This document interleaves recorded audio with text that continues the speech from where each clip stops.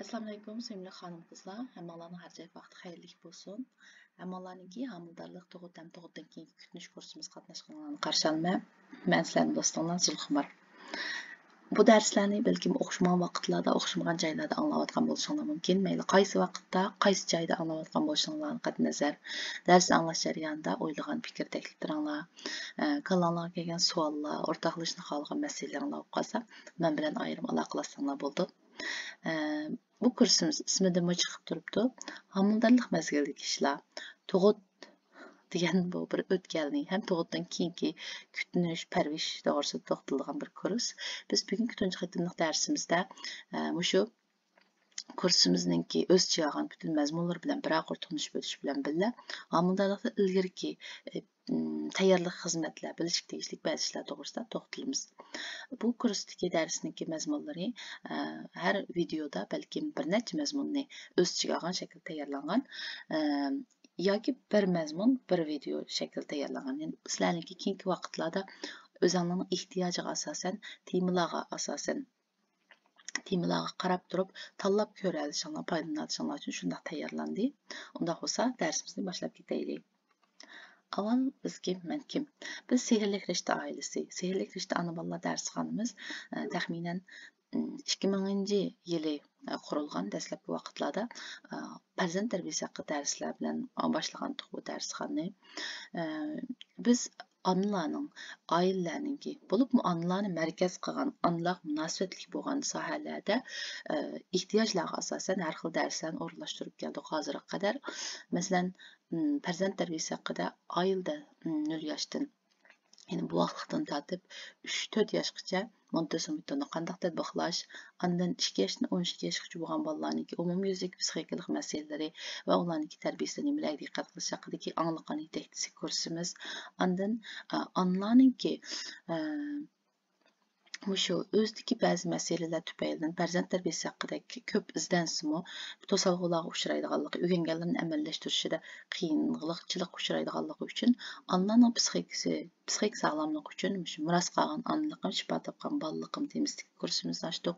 Ondan psixikalik energiya sahifasi deb maxsus ovozliq psixikalik energiya darsini o'rlashtirdik. Ondan yana shu onalar munosabatli farzand tarbiyasiga munosabati ko'p qolgan arayal munosabat haqidami kurs ochgan bo'ldik.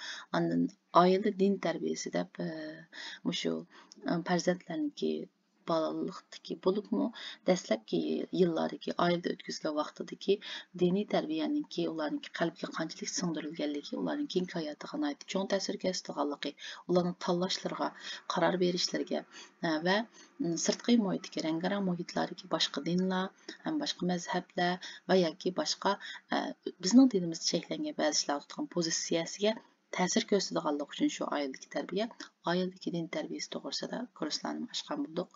Ya'ni bizning oramizda ayollar ehtiyoji bo'lgan qanday soha bo'lsa, biz shuni tushunishga hozirgacha tirishib keldik. Men Zulxumar Amanullo, aslida mening kasbim İslam ilimler ve Malaysia Üniversitesi İslam ilimler fakültesini bitirdim.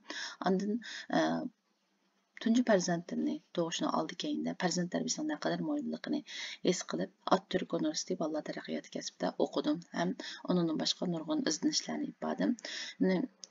Bu jarayonda, izlanish jarayonida men biz Uyg'urlarning, chet ellik Uyg'urlarning orasida shu farzand tarbiyasi haqidagi ishonchlik manbalardan ilingan bir darsliklar yo'qligini bayqagan bo'ldim. Hem buni sunishga boshladim. Yani shu ehtiyojlarga asosan men izlanishlerim jarayonida bizning oramizda bayqagan bo'shliqlarga asosan o'xshamagan kurslarni hozirgacha sunib keldim va yoki boshqa shunga loyiq bo'lgan dars o'tishga loyiq bo'lgan o'qituvchilarni taklif qilish orqali bu ehtiyojlarni to'ldirishga tirishib keldim. Endi bizningki bu qitimliq kursimiz homiladorlik, tug'utdan keyin kutinish haqida bo'ladi. Ya'ni bir qadar uzun ham shu ayolning hayotidagi yoki bir oilaning hayotidagi muhim bo'lgan bir bu vaqtni, bir jonliqni barliqqa keltirish jarayonidagi muhim bir o'tgan to'g'risida to'xtalamiz. Yana o'xshashdan bu kursni o'rlashtirishimiz bizning oramizda shunday bir bu muhim ishga nisbatan bir ishonchlik manba, ma'lumotlar manbasi bo'lmaganligi uchun buni ta'minlashni qaror qildik. Inshaalloh shuni anglayotgan, ko'rayotgan har bir ana uchun yoki ana bo'lish oldidagi har bir xonim uchun manfaatli bo'lishini umid qilamiz. Biz bugungi darsimizda eng avval shu kursimiz o'z ichiga olgan ders mazmunlari bilan bir og'ir tanishib o'tamiz. Ondan shu amaldorlikdan burunqi tayyorlik ishlar to'g'risida to'xtalamiz. Qaraydigan bo'lsak, kurs o'z ichiga olgan ders mazmunlari imlo xatolik bo'lib qolibdi, kechiringlar. Çoğun temalardan biz bu dersimizde hamildarlık, tug'ut ham tug'utdan keyin kutinish haqida to'xtalamiz. Hamildarlık derslerimiz hamildarlıktan ilgirki planlash ham tayyorlik qilishni o'z ichiga oldi. Ondan hamildarlık degan zot qanday narsa, bu nima, qanday hamildar bo'lgan bo'ldi, bu to'g'risida to'xtalamiz. Ondan odatda shu xalqarada hamildarlık mezgilini 3 basqıçqa bölüdü. Bizning medeniyetimizde, bizning tillarimizda 9 ay 9 gün yoki 40 hafta 9 ay 9 gün deb ataymiz shundaqku. Xalqarada buni 3 basqıçqa bölüp, birinchi 3 oylik basqıç, ikkinchi 3 oylik basqıç, üçüncü 3 oylik basqıç deb buni bölüdü. Hem biz mushu jarayondagi o'zgarishlar, ehtiyojlar to'g'risida tafsiliy to'xtalamiz. Ondan tug'ut nihoyat muhim bir o'tgan, ya'ni murakkab bo'lgan naiti ana uchun mayli psixik jihatdan bo'lsin yoki badan jihatdan bo'lsin cho'ng o'zgarishni keladigan bir badanida yuz beradigan yoki ruhiyaga ham ta'sir ko'rsatadigan bir cho'ng voqea. Ya'ni hamil 9 ay 9 kun jarayonida onaning qo'sqida bu bir mo'jiza, shundoq naiti kichik bo'lgan ma'nidan bu to'ralma shakllanib, to'ralma cho'ngib 9 ay 9 kundan keyin shundoq bir sog'lom bo'lgan kamil bo'lgan bir buvoqqa aylanib, bu buvoqning chiqishi, bu buvoqniki chiqib yana shu yerda bo'shliq qoladi, shundaqmi? Qo'saq bo'shib qoladi, sular chiqib ketgandan keyin bo'shib qolishi.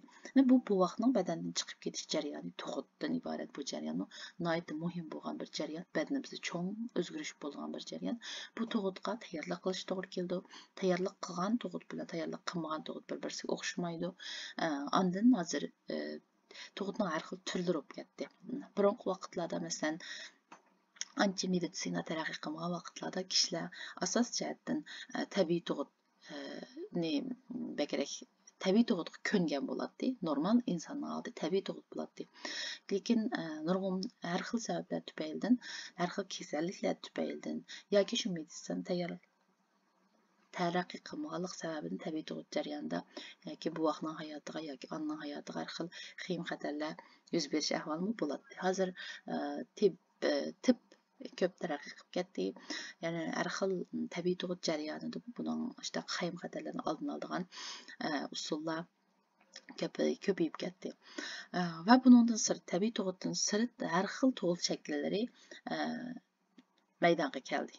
Operatsiya tug'ut degan tabiiy tug'utni, ya'ni sudagi tug'ut, sudda tug'dirish shakli degandek, biz yana shu tug'ut degan cho'ng temamizning ostida tabiiy tug'ut, operatsiya tug'uti va boshqa tug'utlar va bu tug'utlarni har birisiga tayyorlik qilish, nima uchun bu tug'utlarga biz majbur bo'lib qolmaysan, operatsiya tug'uti qanday vaqtda yuz berdi, tabiiy tug'ut qanday bo'lsa amalga oshiriladi, bu to'g'risida tafsiliy to'xtalamiz. Ondan tug'utdan keyin kutinish to'g'risida har xil ko'z qarashlar bor.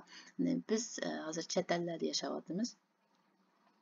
Biz ko'rganimizdek shu chet ellarda tug'utdan keyingi bizniki nimasiga o'xshash 40 kun kutinib yetish deydigan bir narsa yo'q. Unda qilmaydi bular. Endi bu yerda 40 kun yetib kutinish kerakmi yo kutilmaslik kerakmi yo kutinsa qanday kutinish kerak yo kutinish zodi qanchalik muhim, nimalarga diqqat qilish kerak, biz bu to'g'risida shu mazmunlarimizda to'xtalamiz. Umumiylik ders mazmunlarimizga qaraydigan bo'lsak, hamildarlik mezgilida biz mezgilning ostida biz hamildarlikdan burun ayollar sog'lomligi hamda hamildarlik tayyorlik qilish. Ikkinchi mazmunimiz muvofiq tug'ut yeyishi ham plansiz hamildarlik. Ondan hamildarlik degan nima? Cho'ng kichik alomatlar ham ko'pincha xato faraz qilingan alomatlar. Hamildarlik aniqlangandan keyin eng avval biz nimalarni qilishimiz kerak? Ondan hech kim sizga o'zingizdek ko'yinmaydi, o'zingizga texmi ko'yining, chunki siz ham ikki kishi bo'ldingiz. Ichingizdagi yana bir buvoqni parvarish qilsiz, shunga o'zingizga texmi ko'yinishingiz kerak. Yana hamildarlik mezgilidagi psixik o'zgarishlar ham bularni hal qilish choralari, ba'zi psixik masalalarni hamildarlik mezgilidagi ayollik munosabat ham erning mas'uliyati. Bu yerda erning munosabat cho'ng roli bor hamildarlik mezgilida.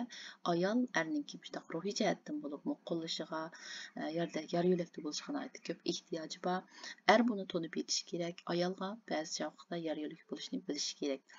Andın doktor hem doktorxana tanlash nihoyat muhim. Homiladorlik mezgilidagi saqlanish tegishli ba'zi ishlar va yana ba'zi xurofotliklar. Homiladorlik mezgilidagi oziqlanish, harakat qilish ham go'zallik. Homiladorlik mezgilida qo'shimcha vitamin va mineral moddalarni to'liqlash. Andın tunji 3 oylik bosqich to'g'risida shu to'ralmadagi har haftalik o'zgarishlar, onadagi haftalik o'zgarishlar ham ipirishga tegishli muhim tekshirishlar. Sezik ham boshqa ko'p uchraydigan masalalar, diqqat qilish tegishli ishlar. 2-3 oylik bosqichda bu vaqtdagi haftalik o'zgarishlar, onadagi haftalik o'zgarishlar, bu 2-3 oylik bosqichda ipirish tegishli muhim tekshirishlar, ko'p uchraydigan masalalar, diqqat qilish tegishli ishlar. Yine o'xshash 3 oylik bosqichda bu vaqtninki haftalik o'zgarishlar, onadagi haftalik o'zgarishlar, muhim tekshirishlar, ko'p uchraydigan masalalar, diqqat qilish tegishli ishlar. Qaysi ahvolda doktorxona bilan aloqa qilish lozim? Homil tushib ketish degan qandaq bo'ldi? Bu harakatlari qaysi vaqtda boshlandi? Qandaq bo'ldi? Qandaq roli bor bu harakatlarning qo'saqdagi bu vaqtni demoqchi. Qo'saqdagi bu vaqt qachon qandaq tarbiyalandi? Qo'saqdagi bu vaqtni tarbiyalaga bo'lamdi? Qo'saqdagi bu vaqt bilan bexatar bog'lanish tayyorligi. Ondan homiladorlik oxirgi mezgillardagi onlarniki ko'p uxlash, ishqa xush yoqmaslik va yoki boshqa ko'p uchraydigan o'zgarishlari to'g'risida to'xtalamiz. Ondan tug'ut to'g'risidagi mazmunlarimizda tug'utning vaqtini hisoblash bu nihoyat muhim. Operatsiya tug'uti yoki normal tug'ut va yoki boshqa tug'utning turlari. Tug'utga ro'yi jihatdan tayyorlik qilish, ideya jihatdan tayyorlik qilish, tug'utga jismoniy jihatdan tayyorlik qilish, tug'utga moddiy jihatdan tayyorlik qilish. Tug'utga moddiy jihatdan masalan bir narsalarni tayyorlaymiz. Muhit aşağıdaki biz kerak narsalarni tayyorlaymiz. Tug'utning yaqinlashganligining ushoq alomatlari, tug'utning yaqinlashganligining cho'ng alomatlari, tug'utning yaqinlashganligini qanday bilalaymiz? Tug'ut uchun azoda muhit nihoyat muhim. Bu qanday muhit? Biz qanday muhitga ehtiyojli tug'ut uchun? Tug'utning to'lg'oqlari ham sun'iy usullar. Ondan tug'ut yaqinlashganda qachon doktorxonaga berish kerak? Baldur kelgan tug'ut va kechikkan tug'ut. Ba'zida 9 oy 9 kun to'shmay turib tug'ilib ketadigan ishlar bor. Ba'zi 9 oy 9 kun to'shib eshib ketib tug'iladigan ishlar bor. Bular to'g'risida to'xtalamiz. Tug'utda operatsiyaga majbur bo'lgan ahvollar, operatsiya tug'utiga tayyorlik qilish, tug'utdan keyingi badningizda qanaqa ahvollar yuz berdi? Tug'ut shakliga kim qaror berdi? Qanday tug'ut shaklida kim qaror berdi? O'lik tug'ish, homiladorlik mezgilida boshqa kasallar uchun dori iste'mol qilish, homiladorlik mezgilida semizlik ham oziqlik yetishmaslik degandek ahvollar. Tug'utdan keyin kutinish haqidagi mazmunlarimiz, tug'utdan keyin ona eng chong yordamga ehtiyojli, ya'ni homiladorlik jarayonida shu, tug'ut jarayonida shu, tug'utdan keyin ham nihoyat chong yordamga ehtiyojli. Bu yordam dadadan bo'ladi albatta eng avval, agar dada bor bo'lib qolsa, agar va yoki agar boshqa urug'da qolib qolsa, boshqalar tarafidan bo'ladi. Tug'utdan keyin ham shundoq. Bu texnik yordamga ehtiyojli bo'ldi, chunki bu yerda onaning badanida ko'p ojizlash yuz beradi. Shu vaqtda o'zining ehtiyojlaridan tasti chiqayotgan bir holatda bu vaqtning ham onaninki parvarishi kutinish uchun boshqalarninki yordam qilish nihoyat muhim. Ondan tug'utdan keyingi bir kun ichida doktorxonada onaning ahvoli, tug'utdan keyingi onada qanday o'zgarishlar yuz berdi, tug'utdan keyingi dastlabki tekshirishlar, doktorxonada qanday tekshirishlar bo'ldi, nima uchun tekshirishlarni uyga qaytguncha diqqat qilishga tegishli ishlar, tug'utdan keyingi oziqlanish, ondan tug'utdan keyingi badandagi muhim a'zolarniki asliga kelish jarayoni. Tug'ut ichidagi onaga Uyg'ur tibobidagi ba'zi ko'rsatmalar. Bu to'g'risida biz shu o'zimizniki Uyg'ur tibobidagi takliflik ayol doktori orqali bu darsni sizlarga sundiq. Ondan tug'utlik mezgilidagi harakat ham go'zallik. Tug'utlik mezgilidagi ar-ayollik munosabat, ondan qachon boshlasa bo'ladi? Tug'utdan keyingi shu yaxshilanish bo'lgandan keyin qachon sirtqa chiqamiz, qachon chiniqamiz, qachon jinsiy munosabat boshlaymiz, qachon uy ishlarini qilamiz, qachon bir ishlarni qilamiz. Ya'ni normal hayotimizga qachon qanday shaklda qaytsak bo'ldi, bular to'g'risida to'xtalamiz. Ondan tug'utdan keyingi yana muhim a'zolarning asliga kelgan yoki kelmaganligini qanday bilamiz? Shular to'g'risida to'xtalamiz. Yana bizning ehtiyojlarimizga asosan bu mazmunlar balkim ko'payishi ham mumkin. Unda bo'lsa bizningki bugungi birinchi qitimliq darsimiz homiladorlikdan burungi ayollar sog'lomligi ham homiladorlikqa tayyorlik qilish. Ayollarning sog'lomligi nihoyat muhim, chunki ayolning badani nihoyat muhim. Bu ayolning badani biz abaytimiz ko'rayotganga o'xshash bir jonliqniki, ya'ni bir insonniki Hatta bir qancha insonning albatta bu dunyoga ko'zi ichish uchun, dunyoga kelish uchun inson onning badani bir vosita. Ya'ni bu vaqt o to'ralma onning qo'sqida ko'klab cho'ngib, u qo'saqdan, u tandan chiqadi. Demak, ayollarningki badaninki shunga tayyor bo'lishi ham uningdan keyin har bir tug'utdan keyin asliga kelishi nihoyatda muhim. Ham homildorlik tayyorlik qilish, ya'ni homildorlikdan burungi tayyorlik qilish nihoyatda muhim. Agarda bu yerda ona bo'lib boqmaganlar bo'lib qolsa, hech qanday bir ma'lumot yoki bir kitob sizni ona qilolmaydiganligini, aksincha faqat bolangiz bo'lganda ondan ona bo'la oladiganligingizni eslatishimiz to'g'ri keldi. Ya'ni demoqchi bo'lganimiz, biz nurg'un ma'lumotlarni egallashimiz mumkin, nurg'un kitoblarni o'qib o'tishimiz mumkin, nurg'un darslarni anglab o'tishimiz mumkin. Bu narsalar bizga asqatadi. Lekin biz haqiqiy hissiyotni, haqiqiy tajribani faqat bolamiz bo'lganda uning keyindan boshdan o'tkaza olamiz. Homildorlik boshqalanishdan burun diqqat qilishga tegishli nurg'un ishlar bor. Bunga nurg'unlarimiz diqqat qilmasligimiz mumkin. Bo'lib burungi vaqtlarda meditsina taraqqiy qilmagan vaqtlarda plansiz holatda nomildor bo'ldigan, to'y qilgandan keyin homildor bo'laveradigan, yana tug'ib keyindan yana homildor bo'ldigan tekshirishlar bo'lmagan sharoitda ashta qilgan ahvollar bor. Endi buningki nurg'un albatta ziyonli ahvollar bor. Hozir o'tirib chiqqan ba'zi kasalliklar bo'ladi, keyin yuz beradigan yoki irsiyat bo'ladigan va yoki shunday plansiz bo'lganlik uchun har xil masalalar kelib chiqishi mumkin. Homildorlik boshlanishdan burun aslida planlagan yaxshi, ham buningda diqqat qiladigan ishlarga diqqat qilgan vaqtda nurg'un ziyonli bo'lgan ishlarni saqlangan bo'ldi. Buning uchun bu yerda aytgandek, avval doktorga ko'rinish kerak. Ayol kishi bir ayollar doktoriga, ayollar tug'ut bo'limi deydi odatda, boshqa har xil yerda har xil bo'lishi mumkin. Unda doktorga ko'rinib, doktorga shu homildor bo'lish planini aytadi. Uning keyinidan shu homildor boshlanishdan burun homildorlik boshlanmadi, bo'lmadi, badanga yopirmoq kislotasi to'liqlash kerak. Buni aytdim, yopirmoq kislotasi folik asid deb og'ilgan bo'lishi mumkin. Buni yeyishga boshlash kerak. Ondan shu qon tekshirish orqali shu qondagi bizning badanimizda kamchil bo'lgan qanday vitaminlar kamchil, nimalar kamchil o'tirg'i chiqadi.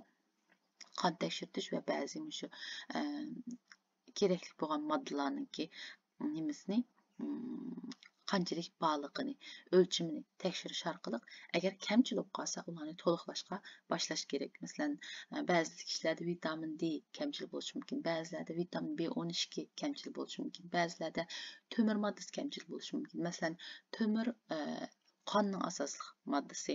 Agar temir kamchil bo'lib qolsa, bu agar ana homildor bo'lib qolsa, bu ona uchunmi, bola uchunmi yaxshi emas. Chunki qon bu bolaninki shakllanishi uchunmi nihoyatda muhim bo'lgan bir moddada temir moddasi. Shunga shunga o'xshash oldin ola badan kerakli bo'lgan moddalarning nima ekanligini tekshirtish ham uni to'liqlashga boshlash nihoyatda muhim.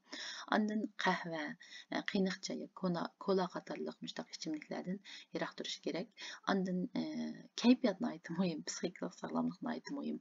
Homildorlik mezgilida ayolninki shu kayfiyatida har xil o'zgarishlar bo'ladi.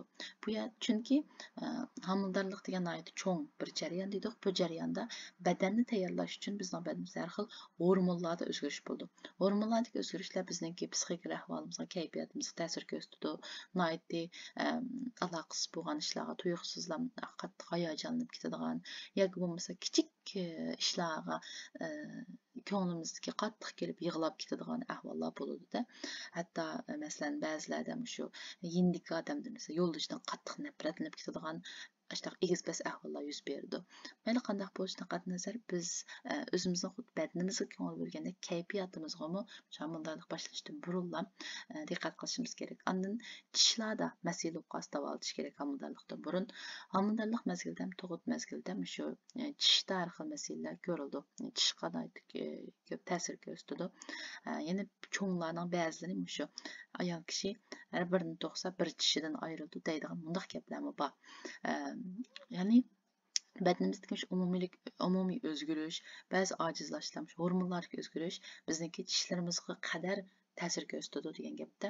Haqiqatan biz tishimizni odatda ancha asırmaydigan, asırsaqmı yeterli ko'ngil bo'lmagan bo'lib qolsak, shu homildorlik mezgilida u qaytadan qo'zg'alib, haqiqatan uningki ta'siri bo'ladi. Shunga boshlanishdan burun tishlarni davolatish bu bir muhim ishlarning birisi. Andan siz ham yo'ldoshingiz homildorlik mezgilidagi muhim ishlar to'g'risida izni planlanglar. Erninki bu mezgilda o'zining rolini tonishi ham joriy qilishi nihoyat muhim. Buni biz qayta ta'kidlaymiz. Sizning chunki yordamga ehtiyojingiz bor. Garchi bu vaqt sizning badningizda bo'lsa-mu, u erning bolasi shundoq, u erning bolasi, ikkalarining o'rtaq bolasi. Garchi sizning badningizda bo'lsa-mu, shunga u sirtdan bo'lsa-mu sizga yaralak bo'lish, sizning ehtiyojingizni qondirish, ya'ni bu vaqtni ham sizning ehtiyojingizni qondirish uchun, homildorlik mezgili uchun ba'zi tonishlarga ega bo'lish kerak. O'zining rolini, mas'uliyatini tonish kerak. Shunga bu to'g'risida birga planlab izlanishingiz kerak. Masalan, siz doktorxonalarga berish uchun bo'lsin, yoki bo'lmasa ba'zi ozuqning shakllaringizni o'zgartirish uchun bo'lsin, ba'zi kayfiyatingizni turaqlashtirish uchun uning yordamiga ehtiyojli bo'lishingiz mumkin. Andan keyin shu kayfiyatingizdagi egizpas bo'lgan masalalarni uningki qanday qabul qilishi muhim masalanga. Bularni uningki tonish kerak. Buni siz balkim u o'z agarda aktivroq bo'lib qolsa o'zi tonishi mumkin. Agarda u tonimay qolib qolsa buni siz tonishingiz homildorlik mezgilga mundaq mezgilga bu mezgil mundaq narsalarga ehtiyojimiz bo'ldi ekan deb buni bildirishingiz kerak. Hattoki homildorlik mezgilida garchi bu vaqt mening qo'sqimda cho'ng bo'layotgan bo'lsa-mu, sizningki yordamingizga nihoyat ehtiyojimiz bor. Sizmi sirtqi jihatdan biz mana yaralak bo'lishingiz kerak. Mundaq narsalarga ehtiyojimiz bor deb buni aniq o'tirib qo'yishga bo'ladi. Hozir shu taraqqi g'oyalarda sizlar bilishingiz mumkin. Shu homildorlik tug'ut kurslari bor. Tug'ut kurslariga er ayol teng qatnashadi. Ya'ni tug'ut aslida onaning badanida yuz berdi. Lekin dadninki bu yerda yordamlashni aytib muhim bo'lganligi uchun er ayol birlikda bu tug'ut kurslariga qatnashadi. Shunga o'xshash, garchi undaq kurslar bizda bo'lmasa-mu, shu ba'zi muhim bo'lgan mazmunlarni, ba'zi ma'lumotlarni ularning bilishi nihoyat muhim. Agar bilmagan vaqtda siz ba'zi vaqtlarda yordamsiz qilishingiz yoki bo'lmasa qarshi taraf sizni tushunmaganlik uchun, ba'zi ishlarni bilmaganlik uchun qiynalib qolishingiz mumkin. Homildorlikdan ilgari salomatlik tekshirtish muhim dedi baytda ko'rsatilgandek. Nima uchun muhim degan vaqtida hozir bilamiz. Meditsina taraqqiy qilib, ba'zi kasalliklarni oldin nima qilgan bo'ldi? Oldin bilalaydigan bo'ldi. Burungi vaqtlarda shunday tekshirtishlar bo'lmaganligi uchun homildor bo'ladi, har xil kasalliklar yuz beradi.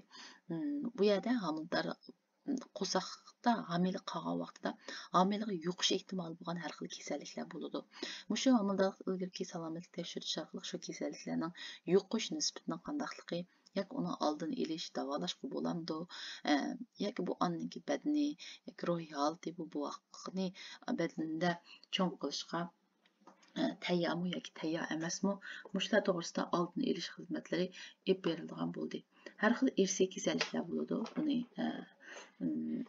shu burunqi cho'nglardan bolalar qolgan yoki jamoat ichidagi ma'lum bir kishidan bu vaqtga yuqadigan mushtaq kasalliklar bo'ladi. Esda qolgan kasalliklar bo'ladi. Bularni oldini olish uchun doktor sizdan shu homildorlik ilgari tekshirishingizda nurg'un savollarni so'rashi mumkin masalanga. Burungi vaqtlar deganimizdek ashtaq kasalliklarning oldini olish yoki bilish qiyin edi. Ammo hozir taraqqiy qilib ularni oldini olish ham davolash mumkin bo'lganligi uchun homildor qilishni ilgirlab bu tekshirtishni aytib muhim deb qaraldi. Albatta bu kasalliklarning nisbati tuban bo'lishi mumkin. Shundoq bo'lsa-mu, aboy degandek bizning badanimizdagi ba'zi kamchiliklar bo'lib qolsa ularni nima qilish davolash, masalan tishimizning og'riqi bo'lsa uni davolash, badanimizda qon bo'lgan moddalarni to'liqlash uchunmi shu homildorlik ilgari salomatlik tekshirtish nihoyat muhim. Masalan, balayotganda bir xatar, balayotganda bir masala bo'lishi mumkin. Ya'ni tug'moqman bir ayol bo'lsa-mu, tug'ma balayotganda bir yoki shakl jihatdan bo'lsin yoki bola tug'ish funksiyasi jihatdan bo'lsin, shuni qilolmaydigan homildor bo'lishga loyiq bo'lgan bir balayotganda bo'lishi mumkin. ba'zi ayollarda. Shunga o'xshash ba'zi homiladorlikqa loyiq bo'lmagan ishlarni bilish ham oldini yoki davolash uchun homiladorlikdagi salomatlik tekshirishni aytmayman. Homiladorlikdan ilgari salomatlik tekshirgan vaqtda doktor har xil savollarni so'raydi. Qaraydigan bo'lsak, sizning albatta yeshingiz, yo'ldoshingizning yeshi, to'y qilgan muddatinglar, sizningki ayollar kasalligiga aloqador operatsiya bo'lib boqqan bo'lmaganligingiz, operatsiya, boshqa operatsiyalar bo'lgan bo'lmaganligingiz, yo'ldoshingiz bilan tuqqandoshligingizning bor yo'qligi, ilgirki tug'ut hikoyangiz, masalan, necha tuqqan bo'lsangiz, oldingi tug'utlar qanday bo'lgan, operatsiyami, normal tug'utmi, qancha yil o'tdi degandek bola tushib ketish ahvoli bor yo'qligi, undan ba'zi kasalliklar uchun muayyan bir dori ishlatayotgan yoki ishlatmayotganligingiz yoki muayyan vitamin yoki mineral moddalarni to'liqlayotgan yoki to'liqlamayotganligingiz, tug'utdan saqlanish uchun qanday usullarni qo'llandingiz yoki qo'llanyapsiz, tug'utdan saqlanish uchun har xil shakllarni qo'llandiku. Buningdan saqlanish uchun nima ish qilyapsiz siz? Oxirgi qitim odat ko'rgan vaqtingiz qachon? Tug'utdan saqlanish uchun qo'llangan usullarni tug'utdan saqlanish uchun qo'llangan usullari bu yerda bir xatolik bo'lib qoldi. Oxirgi qitim odat ko'rgan vaqtingiz takrorlanib qoldi. Sizga reaksiya qilgan ba'zi dorilarning bor yo'qligi, hayotingizda tamaki, aroqning bor yo'qligi, sizda yoki yo'ldoshingizda ba'zi irsiy kasalliklarning bor yo'qligi, tug'ma miyiblik, yurak kasali, aql qobiliyat oqil qilish, o'sib ketish, oqil bo'lish, mau Down sindromi degan mushu xromosomlar o'zgarish tufaylidan yuz beradigan bir yig'indi kasallik. Buni ko'p anglagan, ko'rgan bo'lsangiz, bo'lib chet ellarda bu aqliy qobiliyatda keyinda bo'lish shaklda ifodalanib chiqadi. Shunday kasalliklar jamiyatda bormi, yo'qmi, bu to'g'risida savollarni so'raydi. Endi muvofiq bo'lgan tug'ut yasham plansiz homiladorlik to'g'risida to'xtalamiz. Albatta, insonningki badanningki eng chapdas, eng hamma narsaga loyiq sog'lom bir vaqti bo'ladi. Shunga o'xshash muvofiq tug'ut yashimi ayollar uchun bir muhim bo'lgan bir mezgil. U mezgilni bilish nihoyatda muhim. Ayollarningki tug'ut yoshlari har xil bo'ldi albatta. Buning uchun eng sog'lom bo'lgan tug'ut yoshi 18 yoshdan 35 yoshgacha, kechikkanda 37-40 yoshgacha bo'ladi. Bu nimada? Bu meditsinada 18 yoshdan ilgirki homilador bo'lib qolish yoki tug'ish kichik yoshda homiladorlik deb atildi. Ham 18 yoshdan ilgari badandagi a'zolar bo'lsin yoki bo'lmasa shu qizningki, qiz deyli, hamda ayolningki bu mezgilda ruhiyati yoki badani homiladorlikqa toza loyiq emas deb qaraladi hozirgi zamonda. Balkim hozirgi zamondagi odamlarning yetilishi shundaqmi, bilmadik, shunda belgilaylik. 18 yoshdan ilgari kichik yoshda homiladorlik bo'lishga tava, 35 yoshdan keyin bo'lsa cho'ng yoshda homiladorlik. Bu mezgilda 18 yoshdan tuvan yoki 35 yoshdan keyin albatta homiladorlik amalga oshib, tug'ut amalga oshadi. Lekin sizlar ko'p anglagandek, masalan 35 yoshdan keyin tug'ut bo'lsa bir qadar qiyin, asliga kelish, tug'utdan keyingi badanning asliga kelishi bir qadar qiyin bo'lgan ahvollar yuz berdi. Ya'ni badanning tug'utga eng loyiq bo'lgan, eng sog'lom bo'lgan tug'ut yoshi 18 yoshdan 35 yosh atrofida bo'ldi. Ayollarning tug'umchanligi, ya'ni ma'ni sperma ayolningki tuxumdan kirgandan keyin buningki homiladorlik qilish nisbati, ya'ni tug'umchanlik nisbati 18 yoshdan 37 yosh orasida eng yuqori saviyada bo'ladi. Undan keyin asta-asta tuvanlashga boshlaydi. Planlı homiladorlik ham plansiz homiladorlik. Deganimizdek dastlabda burungi vaqtlarda plansiz homiladorlik bir qadar ko'p bo'ladi. Hozir kishilarning turmush saviyasi o'sib, kishilarning diqqat beradigan narsalar ko'paydi, ham bolalarning sonini planlaydigan bo'lib ketdi. Bolalarning sonini planlash yoki qancha bo'lish bu yerda bizningki cho'ng temamiz emas. Har bir oilaning ahvoli bir-birisiga o'xshash olmaydi. Har bir oilaningki bardoshlik berish kuchi o'xshash olmaydi. Mayli ruhiy jihatda bo'lsin yoki moddiy jihatda bo'lsin. Kishilar o'ziniki o'sha ruhiy jihatga bardoshlik berish kuchi, moddiy jihatga bardoshlik berish kuchi, o'ziniki qanchalik yordamga erishadigan, erisholmasligiga asosan bolalarining sonini planlaydigan ishlar hozir ko'payib ketdi. Shundaqo biz bu yerda uni yoki buni tavsiya qilmaymiz. Agarda oilaningki shu mayli iqtisod jihatdan bo'lsin yoki shu bolalarga yetishish, ya'ni yetishamaslik bir ahvoli yuz berdi. Yetishish ahvoli bo'lib qolib qolsa, ko'p tug'ishniki hech qanday bir nimasi yo'q, ziyni yoki yetarsiz yeri yo'q. Shunga bu yerda biz ammo lekin planliq bo'lgan vaqtda aytib yaxshi bo'ladi. Oldin planlab homilador bo'ldim, tekshirishlar bor deb planli holatda ep berish, mayli bola qanchalik ko'p bo'lishidan qat'iy nazar, sog'lom bo'lgan bir holat. Unda bo'lsa bugungi darsimiz bo'lsin. Hammalarni anglab berganinglar uchun ko'pdan ko'p rahmat.